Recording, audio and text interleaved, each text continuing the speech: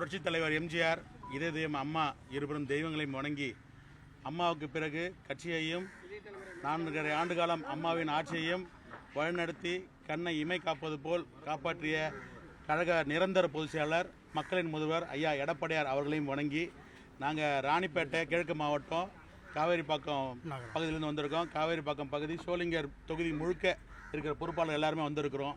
கட்சி ஒரு இக்கட்டான சூழ்நிலையில் போயிட்டுருக்க இந்த நேரத்தில் எங்களுடைய இது என்றென்றும் எங்களுக்கெல்லாம் எடப்பாடியார், அம்மாவுக்கு பிறகு எடப்பாடியார், அதிமுகனா ஐயா எடப்பாடியார், அதில் எந்தவித மாற்று கருத்து இல்லாமல் எங்கள் தொகுதியை சேர்ந்த எல்லா கட்சிக்காரங்களும் நிர்வாகிகளும் முன்னாள் சேர்மன்லேருந்து கவுன்சிலருந்து பல்வேறு நிலையான பொறுப்பாளர் எல்லாம் வந்திருக்கிறோம்.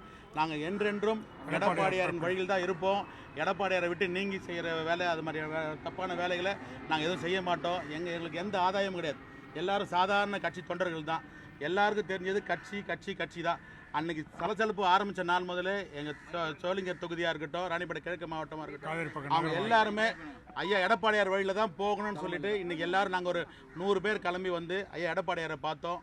கழக துணை பொதுச் செயலாளரை பார்த்து ஐயா அவரையும் பார்த்து ஆசி பெற்று போனோம். ஐயா எந்த விதமான கலக்கமும் வேணாம், கட்சி நல்ல விதமாக போகும், நீங்கள் எந்த இதுவும் கலங்காமல் வேறு எந்த விதமான சூழ்ச்சிக்கும் ஆளாகாமல் இருங்க, எல்லாரையும் கழகம் நல்ல மாதிரி கொண்டு போகணும்னு சொல்லியிருக்காரு. எங்களுக்கெல்லாம் உறுதி சொல்லியிருக்காரு. நாங்கள் ரொம்ப மன சந்தோஷத்தோடு எல்லோரும் ரொம்ப சந்தோஷத்தோடு சந்தோஷத்தோடு ஐயாவை பார்த்துட்டு எல்லாம் வீட்டுக்கு கிளம்புறோம். என்றென்றும் எங்களுக்கு தெரிஞ்சதெல்லாம் எடப்பாடியார்.